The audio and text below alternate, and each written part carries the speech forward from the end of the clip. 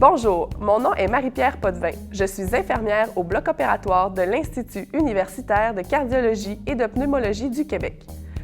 Dans cette capsule, je vous parlerai du code vestimentaire à respecter dans le bloc opératoire selon les normes et principes professionnels de l'Association des infirmiers et infirmières de salles d'opération du Canada. Pour mieux comprendre ces principes, d'abord, divisons le bloc opératoire en 3 zones distinctes.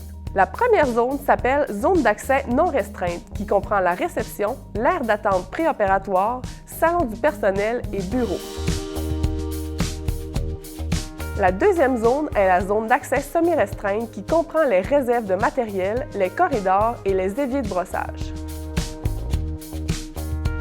La troisième et dernière zone est la zone d'accès restreinte qui est la salle d'opération où on retrouve du personnel en service interne stérile. À votre arrivée à l'hôpital, vous avez accès au vestiaire principal. C'est à cet endroit que vous devez laisser votre linge civil et revêtir vos vêtements chirurgicaux fournis et lavés par l'hôpital. Aucun uniforme personnel n'est autorisé. Le haut de votre combinaison doit être inséré dans vos pantalons et le cordon de vos pantalons ne doit pas dépasser. Vous devez aussi mettre vos souliers sabots qui servent uniquement pour le travail. Aucun soulier extérieur ne sont autorisés à l'intérieur de la zone d'accès semi-restreinte. Il est important d'enlever bijoux, bagues et colliers car ils sont porteurs de micro-organismes indésirables. Dès que vous circulez à l'extérieur du bloc opératoire, il est obligatoire de revêtir un sarrau. Lorsque vous entrez dans la zone d'accès non restreinte, vous avez accès à des crochets afin d'y déposer votre sarrau. À partir de cet endroit, vous pouvez circuler en vêtements chirurgicaux. Au moment d'entrer dans la zone d'accès semi-restreinte, vous disposez de bacs contenant bonnet bouffant, cagoule, couvre-chaussures et masque chirurgical jetable. Il est obligatoire de les revêtir avant d'entrer dans les zones d'accès semi-restreintes et restreintes.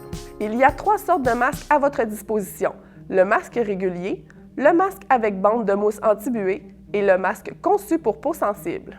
Pour les femmes, il est fortement recommandé de bien attacher les cheveux. Ils doivent être complètement recouverts avec le bonnet bouffant. Ensuite, vous recouvrez votre visage, incluant le nez, avec le masque chirurgical jetable. Aucun vernis à ongles n'est accepté à l'intérieur de ces 2 zones et la longueur des ongles ne doit pas dépasser 0,6 cm.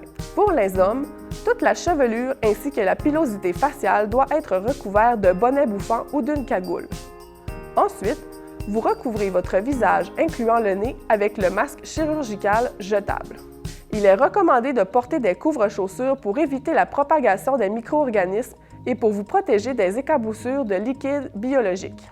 Tout le personnel qui entre dans la zone d'accès semi-restreinte et restreinte doit porter une veste à manches longues et être fermée à l'aide des boutons poussoirs afin d'éviter la desquamation des bras. Le port de lunettes de protection est fortement recommandé lors d'exposition aux liquides biologiques en service externe et obligatoire en service interne. Ce code vestimentaire vise à éliminer les risques de contamination soit par la chute de particules ou par la desquamation et ainsi contrôler les risques d'infection. Il est important de le respecter lorsque vous fréquentez un bloc opératoire. Merci et à la prochaine!